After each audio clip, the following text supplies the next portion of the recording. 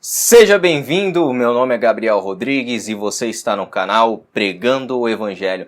Esse estudo faz parte da série de estudos acerca dos atributos de Deus, meus irmãos.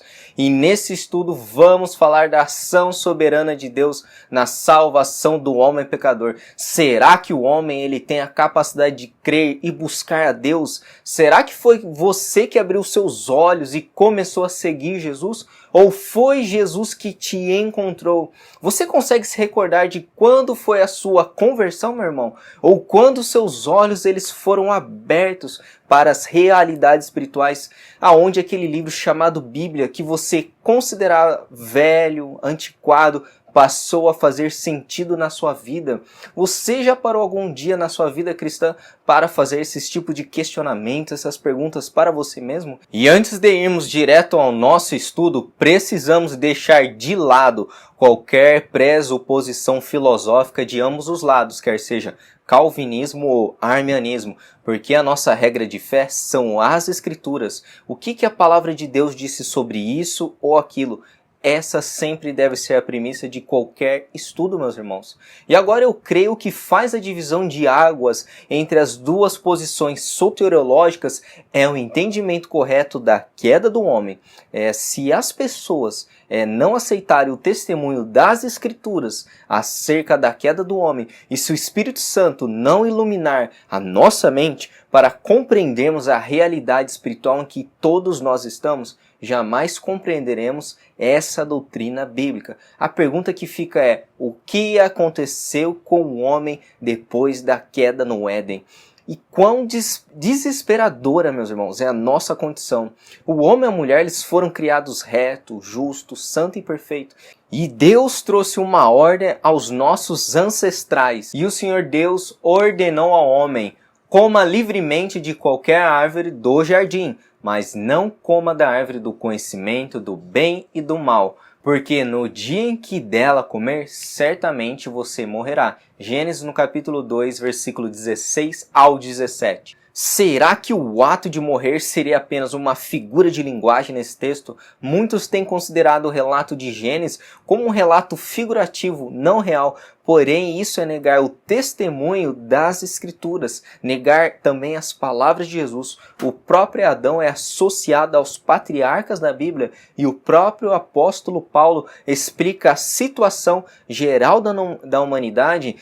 Todo esse pecado é por causa da transgressão de um só homem. Veja o texto bíblico. Portanto, assim como por um só homem entrou o pecado no mundo e pelo pecado a morte, assim também a morte passou a todos os homens, porque todos pecaram. Romanos capítulo 5, do versículo 12. Após Adão e Eva comerem do fruto, foi lançada uma maldição divina sobre a humanidade. O homem, após pecar, ele foi condenado a retornar do pó do qual ele foi formado. E por causa desse pecado, a morte entrou nesse mundo, meus irmãos. E já nos primeiros relatos da humanidade, nós vemos Caim matando Abel em Gênesis. Nós vemos Deus trazendo um dilúvio por causa da maldade do coração do homem. Viu o Senhor que a maldade do homem se havia multiplicado na terra e que era continuamente mal todo o desígnio do seu coração.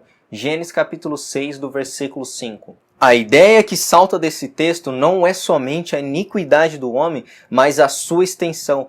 Era continuamente mal todo o desígnio do seu coração. Essa é uma das declarações mais poderosas nas Escrituras no Antigo Testamento sobre aquilo que referimos como total, radical ou generalizada depravação do homem. Só podemos compreender a depravação da humanidade, as guerras, idolatrias, adultérios e qualquer tipo de pecado à luz desse relato de Gênesis e toda a Escritura. A Bíblia descreve que a corrupção de um só homem é hereditária a todos nós. E os antigos teólogos da era patrística já chamavam de pecado original. O pecado afetou as nossas faculdades do corpo, da alma, de uma maneira tão profunda que nos levou à morte espiritual. Todos se extraviaram e juntamente se corromperam. Não há quem faça o bem, não há nenhum sequer. Salmos capítulo 14, versículo 3. O profeta e rei Davi confessa que essa maldição já está em nós desde o ventre materno. Eu nasci na iniquidade e em pecado me concebeu minha mãe. Salmos capítulo 51, do versículo 5. E mesmo após a queda, ainda permanece nos homens a imagem e a semelhança de Deus, meus irmãos. Porém, ela está corrompida por causa do pecado. O homem se tornou incapaz espiritualmente de amar, glorificar a Deus. O homem perdeu a sua imagem de Deus no sentido de retidão original. E se o homem se encontra em um estado tão caído, cego, corrompido, por causa desse primeiro pai dos nossos ancestrais, será que ainda há uma força interior no homem de buscar Deus? As escrituras, elas alegam que não. Não há quem entenda, não há quem busque a Deus. Romanos capítulo 3, do versículo 11. O homem não espiritual rejeita as coisas do Espírito de Deus, porque ele não as entende, nem as deseja. Ele aceita apenas as coisas do mundo, as coisas desse mundo. As coisas espirituais como pecado original, criação, redenção, salvação, vida eterna e inferno são irrelevantes para o homem incrédulo. Para o incrédulo, tudo isso é loucura.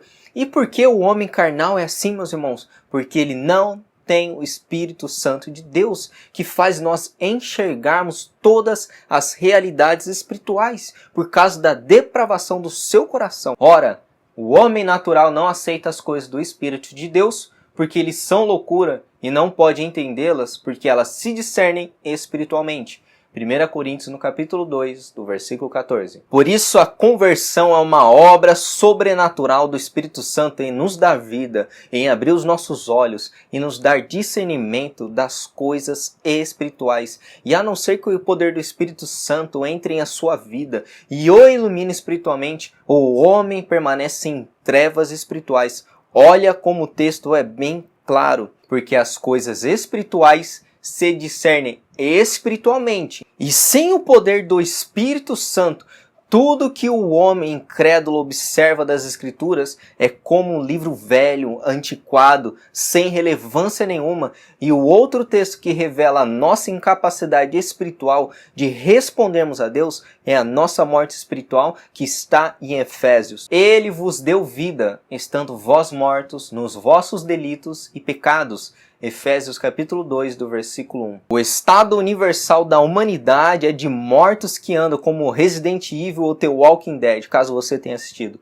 Jesus também ensinou que essa realidade de entender as coisas espirituais é algo que tem que ser concedido a nós por Deus. Jesus falou inúmeras vezes por parábolas e os religiosos, os sábios, não compreendiam o que Jesus ele estava falando. Era um mistério para eles. Veja esse texto bíblico comigo. Ao que respondeu: porque a vós outros é dado conhecer os mistérios do reino dos céus, mas àqueles não lhes é concedido. Mateus capítulo 13, do versículo 11. E o que significa mistério? Olhando o contexto das Escrituras, mistério se refere a algo que permanece desconhecido até ser revelado. Um dos grandes mistérios revelados nas Escrituras é a vinda de Jesus Cristo. O mistério é revelado aos que creem, ainda assim permanece oculto àqueles que rejeitam Cristo e o seu Evangelho.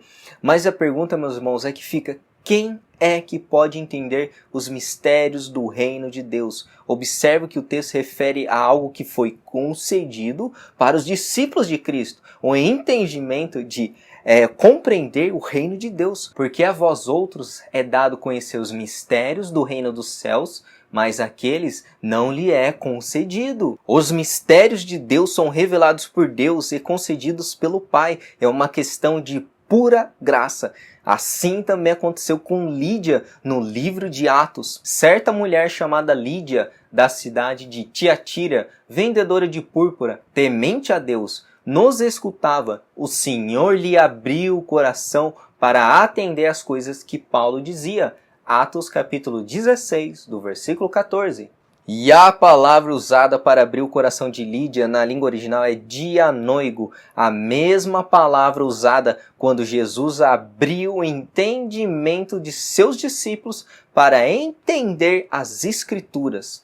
Então lhes abriu dianoigo o coração, o entendimento para compreender as Escrituras, Lucas capítulo 24, do versículo 45. A conversão não se dá quando nós abrimos os nossos corações, mas quando Deus intervém, muda as disposições de nossos corações. E o que ocorreu com Lídia é verdadeiro para todo convertido na história cristã. É necessário uma obra sobrenatural de Deus para mudar a alma do ser humano. Deus interveio na vida dessa mulher, abriu seu coração para ouvir a sua palavra. O apóstolo Paulo também nos dá um direcionamento disso. Mas pela graça de Deus sou o que sou, e sua graça para comigo não foi em vão.